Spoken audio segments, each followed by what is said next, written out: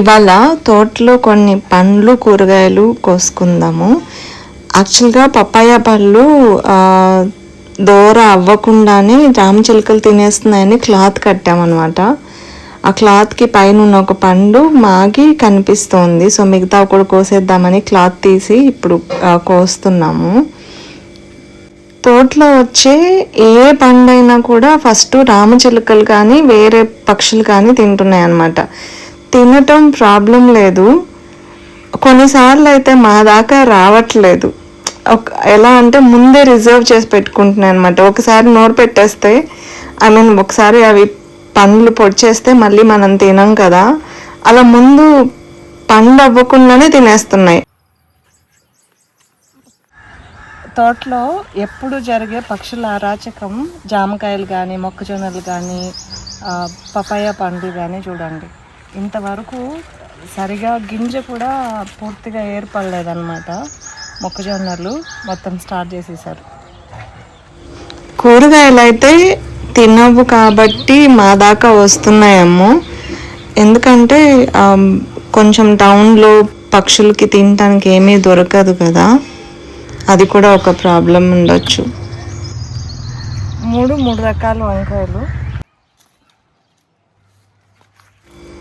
నేను ఎప్పుడైనా కొత్తగా నాటి అంటే కొత్త వెజిటబుల్ ఏదైనా తీసుకొని వచ్చి అరుదుగా ఉంది అనిపించి, ఎప్పుడు మన తోటలో చూడలేదు అనిపించి నాటినప్పుడు కూడా ఇలా రామచిలుకలు కానీ ఉడతలు కానీ పక్షులు కానీ తినేసినప్పుడు నేను కొంచెం డిసప్పాయింట్ అవుతాను అనమాట బిగినింగ్లో. అంటే సీడ్ లేకుండా పోతుంది, మళ్ళీ ఎక్కడి నుంచో తెప్పించి శ్రమ పడాలి అన్న ఒక్క ఉద్దేశంతో. కానీ మా మమ్మీ అంటారు, ఎప్పుడైనా నేను వెళ్ళి చెప్పినప్పుడు, ఎందుకు ఊరికే ఆ రామచిలుకల మీద కంప్లైంట్లు చేస్తూ ఉంటావు, నీకు వేరే పని లేదా అని. కానీ నాకు సీడ్ పోతుందని బాధే తప్పితే తింటుంటే చాలా మంచిగా అనిపిస్తుంది. ఎందుకంటే అవి తినటానికి వచ్చినప్పుడు డిఫరెంట్ వాయిస్తో అరుస్తూ ఉంటాయి. అంతేకాకుండా మిగతా వాళ్ళని కూడా పిలుచుకుంటూ ఉంటాయి అన్నమాట. అరిచి మేబీ ఇక్కడ ఉన్నాయి తినటానికి రండి అని చెప్తూ ఉంటాయేమో. ఇవాళ మన హార్వెస్ట్ అయిపోయింది.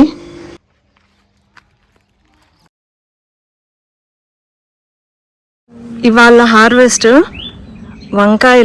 వంకాయలు డిఫరెంట్ టైప్స్ అన్నమాట. ఇది ఒక రకం, ఇవి నేను నెల్లూరు వంకాయలు అని చెప్పి పిలుస్తా, గ్రీన్ వంకాయలు. ఇవి ఒక టైప్ ఆఫ్ వంకాయలు. ఇది దీంట్లోది ఇది ఒక రకం, ఇది నాటు వంకాయ. ఇవి ఒక రకం, ఈ వంకాయ ఒక రకం అన్నమాట. గోరుచిక్కుడుకాయలు, బీరకాయలు, పప్పాయ, కాకర. ఇవి అసలైన దేశవాళీ మునక్కాయలు, కరెక్ట్గా జానడే ఉన్నాయి చూడండి. నాటు కాకరకాయలు, కరివేపాకు. ఇవి గుత్తి బీర, కరెక్ట్గా నా చేతిలోకి సరిపోతుంది అనమాట. ఇవి గుత్తులుగా కాస్తాయి, గుత్తి బీర. ఇంతే ఉంటాయి ఇవి, సైజు ఇంకా పెద్ద అవ్వవు. వీటిల్లో ఇది కొంచెం ముదిరిపోయిన బీరకాయ అనమాట. సో ఈ సైజే ఉంటాయి. ఇవి రెడ్ బెండ, గ్రీన్ బెండ. మొత్తం ఇవాళ హార్వెస్ట్. ఇవండి ఇవాళ హార్వెస్ట్ చేసిన వెజిటబుల్స్. చిన్నపాటి రైతు బజార్ అన్నమాట. ఇవాళ వెజిటబుల్ హార్వెస్ట్తో పాటు నేను ఒక విషయం వంకాయ గురించి షేర్ చేసుకుందాం అనుకుంటున్నాను. నాకు రీసెంట్గా వేరే వాళ్ళు షేర్ చేసుకున్న విషయం. ఎండ ఫుల్ వచ్చేసింది. వంకాయ మార్కెట్లోంచి తెచ్చుకుంటే చాలామందికి నాకు ఈ వెజిటబుల్ అంటే ర్యాషెస్ వస్తాయి, అలర్జీస్ ఉంటాయి, లేకపోతే అలాంటివి ఉంటాయి కదా. అందులో అలర్జీస్ వెజిటబుల్స్ గురించి అన్నప్పుడు మనకి ఫస్ట్ మైండ్లోకి తట్టే విషయం వంకాయ. నాకు వెరీ రీసెంట్గా 2-3 days బ్యాక్ ఒకరు షేర్ చేసుకున్న విషయం. వాళ్ళు వంకాయలు తింటుంటే వాళ్ళ తెలిసిన వాళ్ళ వైఫ్కి ర్యాషెస్ వచ్చేవట బాడీ పైన. అయితే మన వంకాయలు తినటం స్టార్ట్ చేసిన దగ్గర నుంచి రావట్లేదట. ఒకసారి ట్రై చేద్దామని ట్రై చేశారట, రాలేదట. 2-3 సార్లు తిన్నప్పుడు రాలేదట. తర్వాత వాళ్ళు ఓన్గా కుండీలో కూడా ఒక వంకాయ చెట్టు వేసుకొని వాళ్ళ మీద వాళ్ళు టెస్ట్ చేసుకున్నారనమాట.